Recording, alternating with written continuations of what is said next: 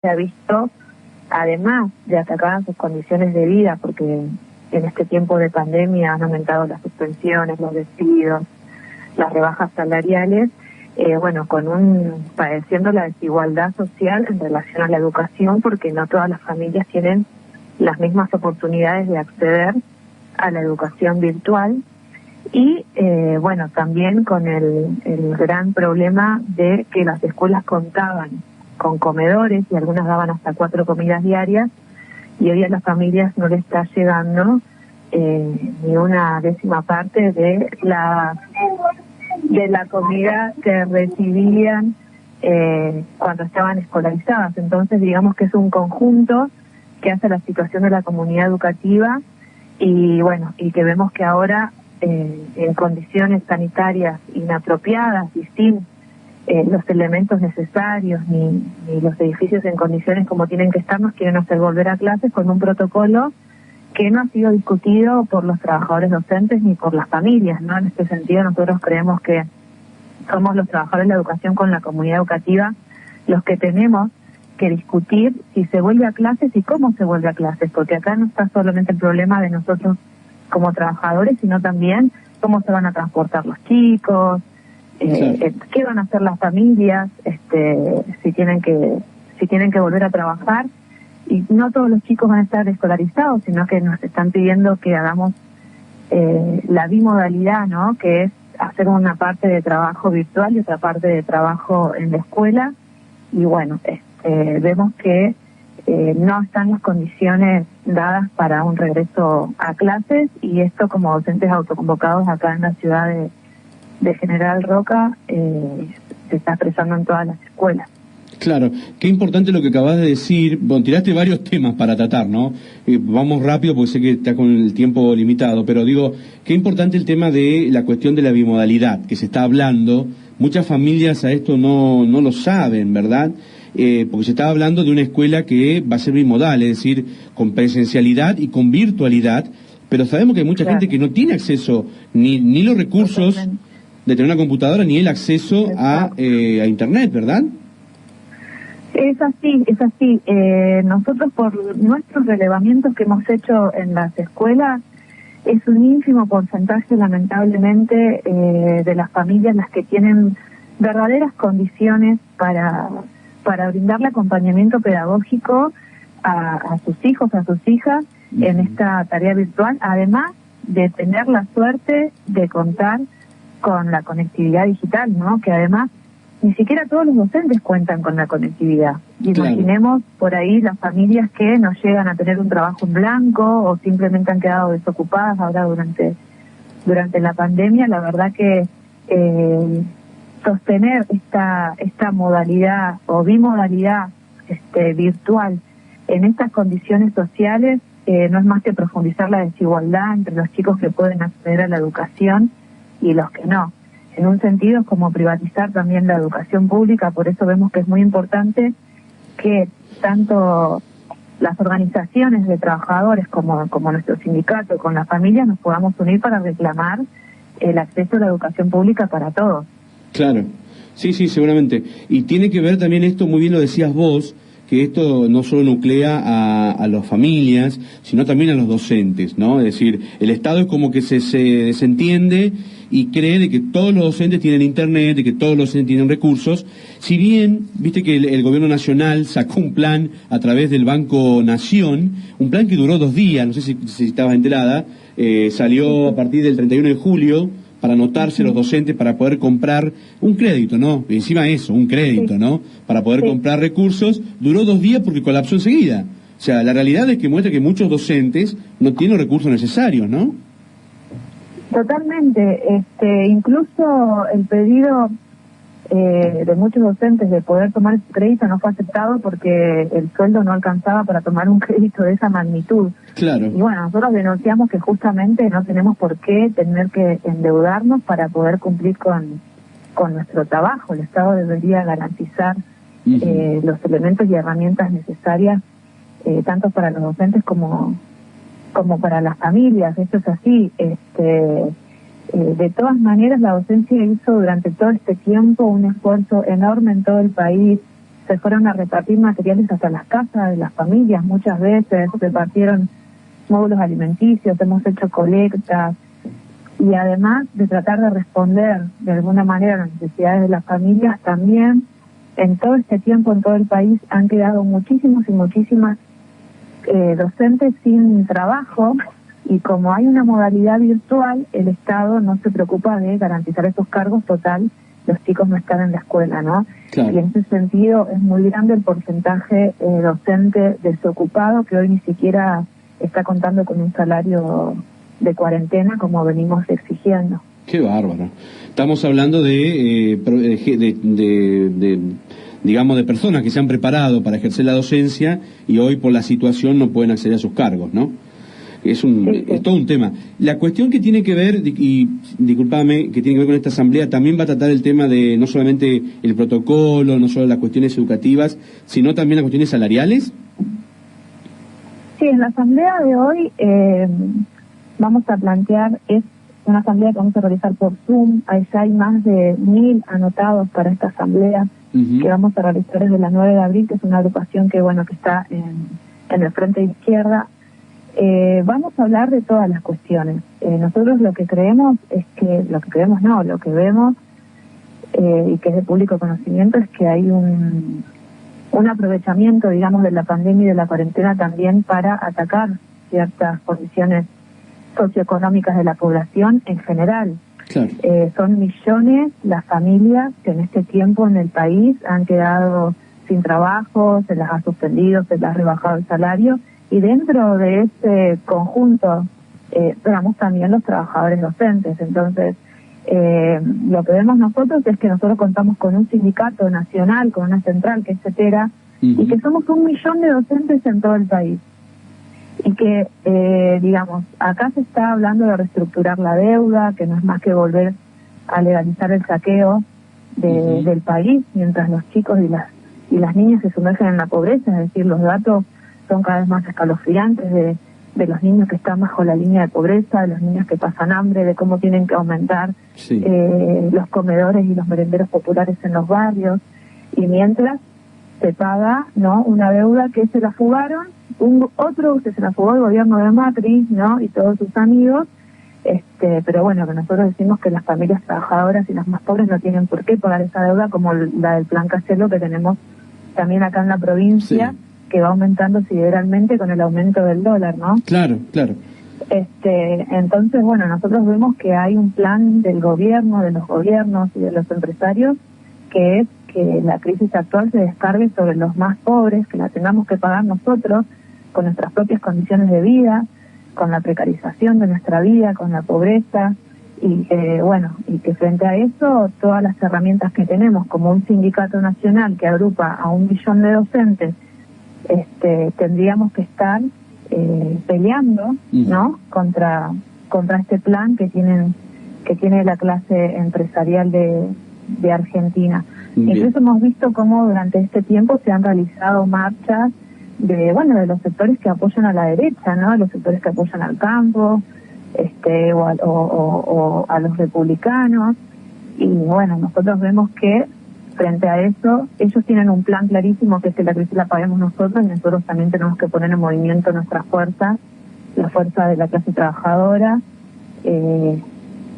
para pelear contra ese plan, ¿no? Que no se pague la deuda, que haya impuestos a los ricos, que hay medidas que se pueden tomar para que esto tome otro rumbo. Totalmente. Y en el medio, ¿no?, se aprobó una ley de teletrabajo, ¿viste? Sin mucha consulta, me parece a mí, a los gremios, ni a las diferentes cuestiones, una ley de teletrabajo que aparentemente regularía la cuestión privada, pero la cuestión pública no. Es decir, siempre lo público como que va quedando afuera, ¿no?, de los acuerdos laborales, como por ahí lo manifestás, para colaborar con la precarización, ¿no? Sí, de todas maneras, nosotros creemos que cualquier reforma que se haga sobre las condiciones de trabajo siempre tienen que ser consultadas en las bases, digamos, ya sea sector privado o sector público, pero sí hay un gran hueco en lo que tiene que ver con la regulación del trabajo docente, del teletrabajo que venimos haciendo. Claro. De todas maneras, nosotros si bien creemos que tiene que haber límites a esta sobreexplotación que estamos teniendo, porque la verdad que la docencia está todo el día conectada, tenemos miles de grupos de WhatsApp, miles de correos, miles de reuniones virtuales, es un trabajo bastante grande, pero que se ha hecho, digamos, también con satisfacción, hay que decirlo, pero bueno, muchas veces, como decíamos antes, sin contar con las herramientas necesarias o con una regulación horaria como teníamos cuando íbamos a la escuela. Pero además del teletrabajo, también se ha reformado en este tiempo, y es algo que se ha escondido, se ha reformado la ley de educación. Antes la educación virtual solamente estaba permitida para mayores de 18 años. Uh-huh. Y con la reforma del artículo 11, si no me equivoco, de la Ley Nacional de Educación, que se realizó hace alrededor de 2 meses, ahora la educación virtual también se va a realizar para los menores de 18 años y quedó ya como algo estipulado que puede aplicarse en cualquier momento. Entonces, después que termine la pandemia, después que termine la cuarentena, el gobierno en otras situaciones va a querer que la educación virtual se transforme también en una normalidad, y eso es un gran ataque a la educación pública, porque sobre todo sabemos que los más afectados son los chicos y las chicas de los barrios populares, que por ahí no cuentan con padres profesionales o con posibilidades de acceder a ciertos elementos, digamos, para educarse, uh-huh, y que encontraban ese espacio justamente educativo en la escuela. Entonces consideramos que es muy peligroso y bueno, también hay que alertar sobre esto. Bueno, buenísimo, Laura. La verdad, muchas gracias por darnos un panorama general de también lo que está pasando en la educación a través de otro grupo de docentes que no ha encontrado en el gremio UNTER, digo yo por ahí, con esto de ser autoconvocados, que realmente se defiendan, ¿no?, los derechos de los trabajadores de educación ante el Consejo de Educación o ante el gobierno de Río Negro, ¿no? Pareciera ser de que... Este martes, sí, si me dejas, porque justo me acordé por lo que estabas diciendo el martes, la idea es hacer una acción, porque también se hizo un plenario provincial de las agrupaciones diseccionales antiburocráticas, que venimos exigiendo a un central que realice asamblea de delegados provinciales y que dé curso a todas estas demandas y problemáticas que está expresando la base docente, pero como se vienen negando sistemáticamente, hemos impulsado otras redes de acción, y este martes la idea es hacer una acción también en delegación, como ya lo hemos hecho 2 veces anteriormente, uh-huh, y volviendo a exigir también al sindicato que de su parte abra los canales orgánicos necesarios para que los docentes se puedan expresar. Sí, puedan participar las bases, ¿no?, que es todo fundamento de gremial, ¿no? Bueno, Laura, muchísimas gracias por tu participación en el programa y por, darnos un pantallazo más amplio también con otras cuestiones, cuestiones que por ahí parece que van quedando de lado, pero que en el día a día van reflejando también lo que le pasa a la sociedad, ¿no? Porque las familias se están preguntando qué va a pasar con la educación, qué pasa si mi hijo no se puede conectar, ¿no? Y hay docentes que se están ocupando de eso, y en este caso ustedes lo van llevando adelante como una bandera también, ¿no? Así que, Laura, muchísimas gracias por participar y por tu movilidad de estar en el programa. Bueno, muchas gracias a vos y un saludo cuando quieran. Gracias, hasta luego. Bien. Pasaba entonces Laura Santillán, que es miembro entonces de una agrupación que se llama 9 de abril, pero que son parte de los docentes autoconvocados, ¿no?, que por ahí no se ven representados por el gremio UNTER con relación a las cuestiones que se están manejando también en educación a nivel provincial, a nivel local, provincial y a nivel nacional también. Mencionaba esto, ¿no?, de la negociación que llevó adelante Cetera y todo el mundo lo identifica como Baradel, ¿no?, ahí en el medio, negociando también con el gobierno de Buenos Aires, un aumento cero, ¿no?, y a nivel nacional un aporte de 217 pesos, Daniel. No alcanza ni por una cena de factura. No, tienes razón. 217 y una docena de tortas fritas, una docena y media.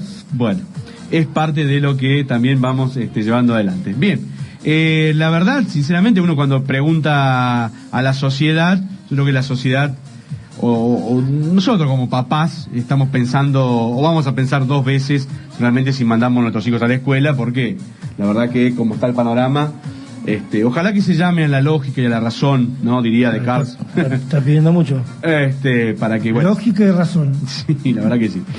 Bueno, buenísimo. 11:06 de la mañana, estamos en la Super, la 96.3. Ya vimos el tema del Día del Veterinario, vimos el tema de la actividad de los docentes, que también se autoconvocan a pesar de estar nucleados un gremio. Es raro que los gremios no dejen participar a las bases, ¿no? Es complicado, porque las bases lo sostienen. Pero bueno, es parte de la Argentina que vamos llevando adelante en este mundo del revés, ¿no? Pareciera ser. Y nos vamos a referir ya a uno de los hechos que queríamos charlar hoy, que tiene que ver con cuestiones que han pasado en la historia en este mes de agosto. En realidad, ojalá que pudiéramos hacer que el 4 de agosto de 1900 nació a Arturo Umberto Illia, uno de los presidentes intachables que ha tenido la Argentina en el periodo del año 1963 a 1966. Ojalá que tengamos otro más, así decía, pero también en agosto producía un hecho bastante, digamos, importante y no tan recordado, y que la historia intenta, digamos, de alguna manera convocar en estas cuestiones que tienen que ver con por ahí las huelgas y las marchas, ¿no?, que se pueden realizar en Argentina. Y es que un 3 de agosto de 1984, la CGT, en ese momento se había dividido la CGT en Azopardo y CGT Brasil, o la CGT de los 25, conducida por Saúl Ubaldini, le realizaba una primera huelga al presidente en ese entonces, don Raúl Alfonsín, ¿no? 3 de agosto de 1984, simplemente a casi 8 meses, 9 meses de haber asumido la presidencia de la nación, volviendo después de un momento complejo, ¿no?, de dictadura. El presidente Alfonsín en esas elecciones del año 83 garantizaba el retorno a la democracia, los primeros muchachos que salían a marcar la cancha, que después va a ser marcar la cancha por varios más, ¿no?, militares, empresarios, porque se llevó adelante el juicio de las juntas, ¿no? Recordemos que el doctor Alfonsín no solo trajo la democracia de vuelta, sino que también conllevó a hacer acciones importantes, ¿no?, para restituir a la Argentina y reparar algunas cuestiones históricas. Tendrían que ver con justamente la primera huelga que se realizaba. El doctor Alfonsín recibió 13 huelgas generales en la Argentina durante su mandato, siendo el presidente que más huelgas ha recibido desde el retorno a la democracia. 13 paros nacionales recibió el doctor Alfonsín. Este era el primero, se recordaba, un 3 de agosto del año 1984. La verdad que uno se pone a pensar, ¿no? Por Alfonsín arrancaba y ya automáticamente le realizaban un paro. Obviamente la situación conllevaba a reparar muchas cuestiones que tenían que ver con lo económico, lo social, ¿no? Pero era el retorno a la democracia. Estábamos volviendo a la democracia en nuestro país.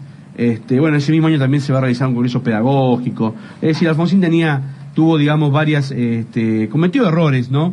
Como le ha pasado a muchos presidentes de la Argentina, pero las intenciones no eran malas, sino que todo lo contrario.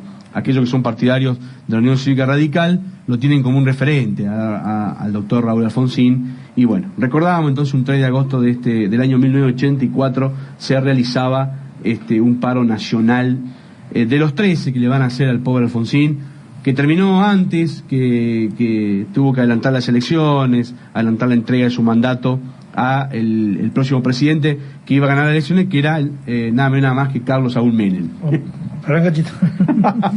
Salíamos de uno y nos metíamos en el otro. Bueno, y para cerrar el bloque, y tiene que ver con el contexto también nacional, quería dedicarle esta última parte de este bloque a algo que pasó durante la semana y que quizás tenga que ver también con un poco con nuestra historia, y tiene que ver con lo que nos pasa a los argentinos, ¿no?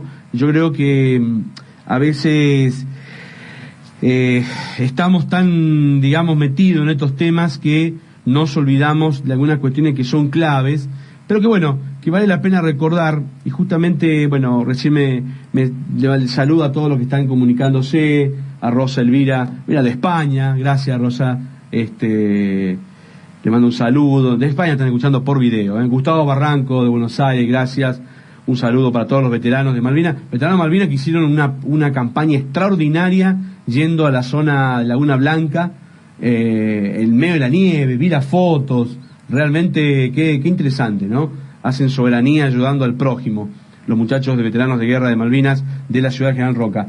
Y quería recordar, me parecía que no se tocó mucho a nivel nacional, que es necesario a veces también que la sociedad lo sepa, lo reconozca, y tiene que ver también con nuestro pasado, con nuestro presente y con lo que va a ser nuestro futuro. Esta semana, hubo gente que se enteró y gente que no, seguramente, y ahora con la radio lo va a poder saber. Esta semana, justamente el 4 de agosto, se va a producir, o sea, en un entrenamiento táctico, se podría decir, porque es lo que estaba realizando, va a fallecer, por cuestiones que se van a investigar, nada menos nada más que un joven argentino, piloto de avión de la Fuerza Aérea, un piloto de un cazabombardero, el capitán Gonzalo Britos Venturini, un joven de 30 años, que volaba, se lo conoce como los halcones, ¿no? A ellos, porque volaba una A4 Skyhawk, de los reformados que tenemos en Argentina, ¿no? Los A4AR, perteneciente al grupo 5 de caza situado en Villa Reynos, en la provincia de San Luis. El avión estaba realizando entrenamiento táctico, ¿sí? Dentro de los planes de adiestramiento. Recordemos que los A4, los cazabombarderos Skyhawk A4 son aviones de la década del 70, que por cuestiones operativas y por cuestiones de aeronavegabilidad están en condiciones de volar y están en condiciones de hacer su trabajo, ¿no? Pero bueno, en una maniobra, en estas maniobras tácticas de adiestramiento estaba realizando, el piloto ha perdido aparentemente el control de la aeronave, cuestiones que se van a investigar, y realizó la eyección, pero bueno, lamentablemente perdió la vida, ¿no? Gonzalo Britos Venturini. Realmente uno puede decir, bueno, es un piloto de la Fuerza Aérea, militar, preparado para esto, porque él sabe cuáles son los riesgos de volar un cazabombardero, pero lo más importante que tiene que ver con esto, y por qué lo saco al aire en este programa de radio, que es Aprendiendo de la Historia, es que justamente una escuadrilla de los A4 Skyhawk se está adiestrando para el control del narcotráfico en nuestra frontera, ¿no? Recordemos que Argentina sigue con problemas de narcotráfico aéreo en la zona noreste de la Argentina, en relación con la frontera con Paraguay y Brasil, y estos jóvenes, la verdad que cumpliendo la tarea, ¿no?, de adiestrarse y prepararse, bueno, ha encontrado la pérdida de su vida. 30 años, recordar y tener los datos que se han producido, digamos, se recibió muy jovencito, ¿no?, en el año 2010, con 20 años, como piloto de la Fuerza Aérea Argentina, cuadro de honor de la Escuela de Aviación, y cumplió funciones en la base Morón. Los militares van rotando normalmente en diferentes bases de la Fuerza Aérea. Realizó el CEPAC, que es el entrenamiento como piloto de combate, y bueno, fue a partir del año 2016, estuvo en el escuadrón Tucano de la aviación militar, estuvo en el escuadrón también de Santa Fe. Él era de Paraná, y bueno, en estos momentos se encontraba desempeñando funciones como piloto de cazabombardero de los A4AR en Villa Reynos, San Luis. Y bueno, ha perdido la vida, uno podría decir, ejerciendo un hecho de soberanía, porque uno a veces, y lo traigo esto porque tiene que ver también con lo que nos pasa como sociedad, ¿no? Y ahora lo voy a llevar al ámbito local. Se cierra el tema de Gonzalo Britos Venturini. Ojalá que su familia lo veía, a su papá y a su hermana, encuentren la paz, ¿no? De un joven que ha perdido la vida en esta situación, ¿no? Sirviendo a la patria y preparándose para defender nuestra soberanía sobre el espacio aéreo argentino. ¿Por qué lo menciono en la radio y por qué lo traigo a la historia? Porque no escuché a nadie del gobierno decir nada. Perdimos a una persona muy joven, 30 años, en los cuales los últimos 10 años de su vida se ha estado preparando para defender la soberanía del espacio aéreo argentino, que está limitado, porque tenemos aviones de hace 50 años, por lo menos. Está más allá de que el trabajo de la gente de mantenimiento y la gente de aeronavegabilidad sea excelente, porque los mantiene en el aire. Estos aviones no vuelan por una cuestión al azar, sino que vuelan porque han superado todas las pruebas, pero no hay planes de recambio, no hay planes estratégicos para sostener la soberanía de nuestro espacio aéreo. Y encima estamos perdiendo, de pocos pilotos que tenemos, acabamos de perder uno esta semana. Y no escuché a nadie del gobierno. Yo sé que hay problemas que nos llevan el día a día, hay problemas que son realmente, que nos van llevando, ¿no? Y nos van desempeñando. En Argentina, imagino el gobierno que lo van sacando de escena. Pero esto no era algo menor. Ojalá que se pueda aprender de la historia, ojalá que en nuestros gobernantes, aquellos que hemos elegido, puedan desarrollar planes estratégicos, no solo para sacarnos adelante en cuestiones de salud, en cuestiones de seguridad, en cuestiones de educación, sino también en cuestiones de la soberanía nacional. Porque acabamos de perder un piloto de un cazabombardero, y acabamos de perder un avión, ¿no? El avión se estrelló, obviamente. Tenemos que cuidar nuestro espacio marítimo, nuestro espacio territorial, nuestro espacio aéreo, tenemos que cuidarlo. En Argentina tenemos muchas cosas que cuidar, más allá también de cuidar a nosotros mismos, a los argentinos. También tenemos una gran riqueza en nuestro país por cuidar. Ojalá que nuestros gobernantes puedan, digamos, de alguna manera recapacitar en esta situación y poder armar planes estratégicos para que de acá, no un futuro muy lejano, podamos volver a armar una fuerza aérea que con tanto orgullo y que con un reconocimiento internacional, reconocida internacionalmente, ¿no? Como una de las mejores fuerzas aéreas del mundo, tras haber participado en el conflicto bélico de 1982 en las Islas Malvinas y Atlántico Sur. Desde acá, simplemente el reconocimiento a este joven que nos dejó, y el reconocimiento también a la sociedad, porque justamente hablábamos con Daniel hace un ratito, a partir de mañana o del lunes se va a incorporar la gente de Gendarmería, ¿no? Soldados de Gendarmería que van a venir a la ciudad de General Roca a cuidarnos también, a llevar adelante un protocolo de control, a llevar adelante un protocolo jerárquico, porque esa es una de las condiciones que tienen, digamos, los militares cuando se preparan, que es seguir un orden jerárquico, de poder ayudarnos a que recapacitemos, a que nos cuidemos.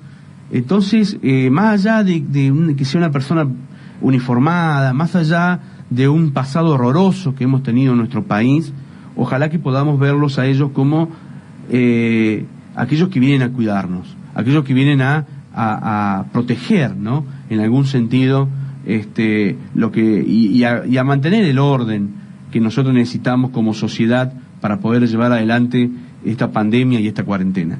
A partir de la semana se incorporó la gente de Gendarmería en Roca, seguramente son muy poquitos, quiere decir que estarán en los puntos estratégicos de la ciudad. Entonces ojalá que podamos reconocer su trabajo y su labor como simplemente eso, ¿no? Partes, si bien son militares que se han preparado para servir a la patria, cuando dice sirven a la patria, sí, están para servirnos a nosotros. Bueno, ojalá que este llamado, ¿no? Que a la reflexión que podemos hacer de nuestro programa con justamente la trágica muerte, ¿no? De un joven argentino que se desempeñaba en la Fuerza Aérea Argentina, pueda también hacernos recapacitar y escuchar, ¿no? Y poder seguir los lineamientos que nos va a traer y el acompañamiento que va a hacer la gente de Gendarmería a las decisiones tomadas por el Ejecutivo Municipal o el Ejecutivo Provincial. Ojalá que los argentinos veamos a los uniformes como algo que está a nuestro servicio, ¿no? Como que sirven a la patria. si bien nuestro pasado, vuelvo a decirlo, ha sido horroroso en algunas cuestiones con la milicia, no significa que todos sean iguales y no significa que estemos viviendo el mismo contexto político o el mismo contexto social. Así que bueno, de este programa, para irnos a la pausa, simplemente recordar a este joven, como le dicen en la Fuerza Aérea, los halcones, por su pasado en el conflicto bélico de Malvinas.